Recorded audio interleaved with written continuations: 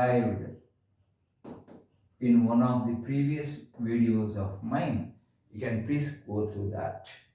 Friends, this is known to us MTT 2865 into 10 to the power of 3. B is the width of the key is 22. The length of the key just now we have derived, it is 127.9.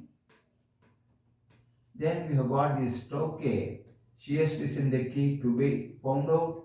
D by 2 is 80 by 2.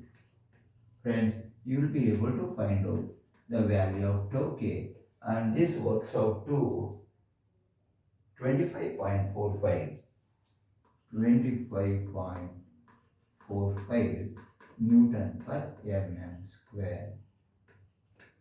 Friends, we have got the value of tau k.